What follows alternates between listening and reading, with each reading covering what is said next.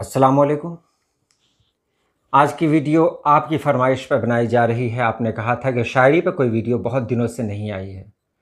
आप पहले ये बता दें कि शायरी में आप किस तरह की वीडियोस देखना चाहते हैं, ताकि मुझे भी आसानी हो टॉपिक ढूंढने में, क्योंकि ऐसा कोई टॉपिक शायद नहीं होगा जिस पर मैंने वीडियो नहीं बनाई हो। शायरी के हवाले से अगर बात की जाए तो जितने भी अयूब हैं, जो कुछ भी है, सब पर मैंने वीडियोज़ बना दी हैं। आज मैं आपको लेकर आया हूँ एक बहर की तरफ। वो बहर कौन सी है, चलिए वीडियो शुरू करते हैं।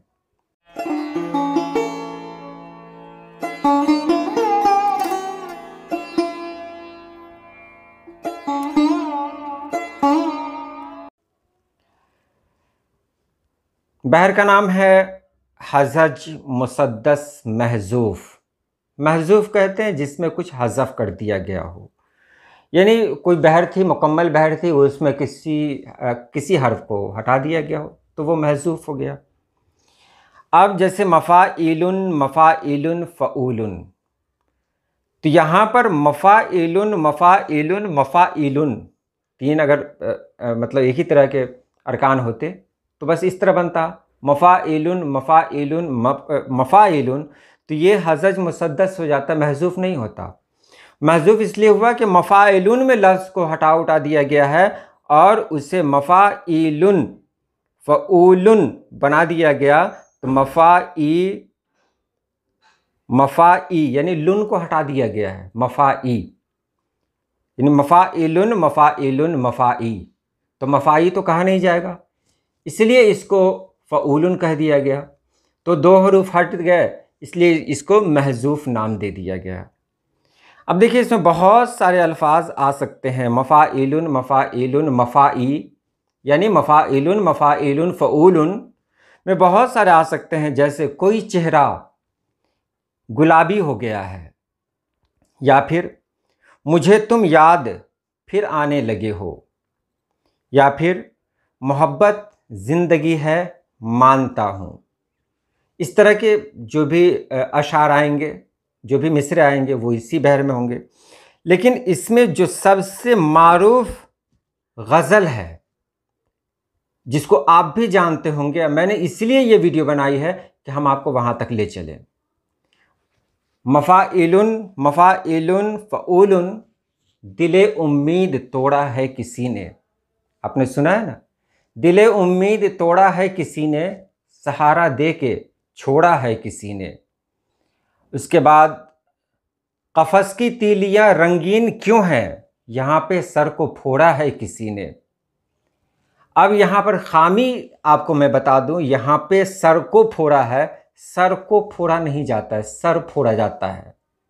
तो ये को है ना, ये जायद लफ्ज़ है। लेकिन अब शायर जो भी हैं, पता नहीं कौन शायर हैं, लेकिन उन्होंने कोशिश की होगी कि को हटाएं, नहीं हट पाया होगा, तो बहर के सामने मजबूर हो जाता है शायर, तो वहाँ को लफ्ज़ को लगा दिया। इस तरह खामियां होती हैं शायरी में। मैं इसकी तख्ती करके आपको बताता हूँ। मफ़ाइलुन,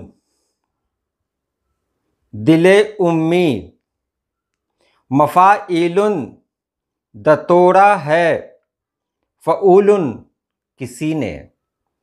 कहीं पर कुछ नहीं है।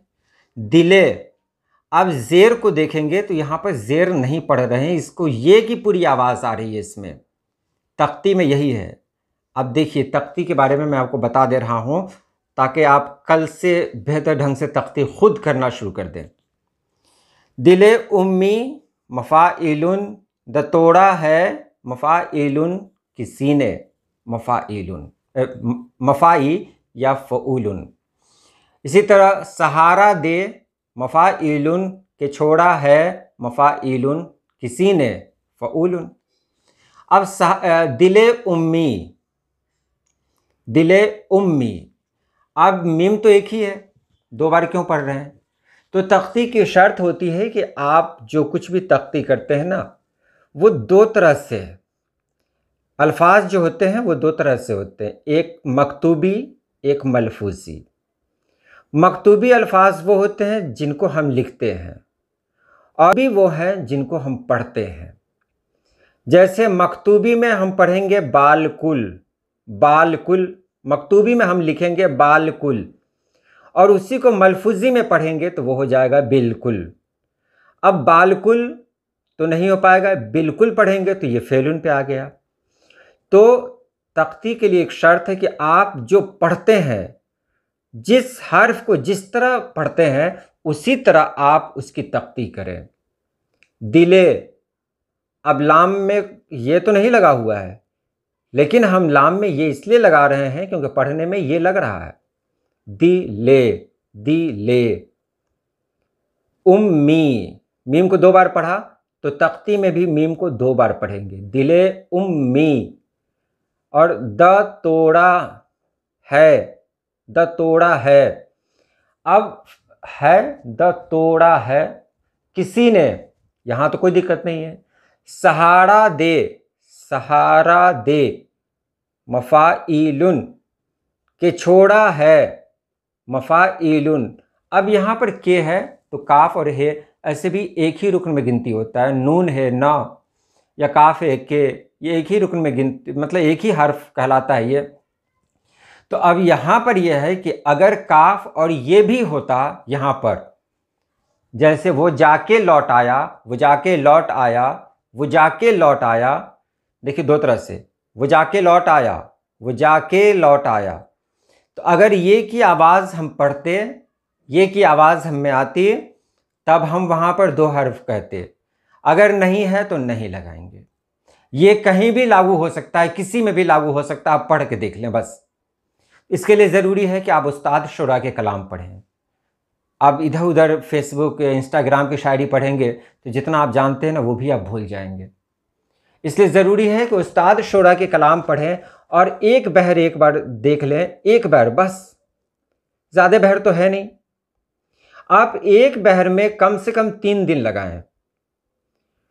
तो मान लिया 20 बहरें हैं जो मशहूर हैं 20, तो 20 तिहाई 60, यानी 2 महीने में आप एक्सपर्ट बन जाएंगे।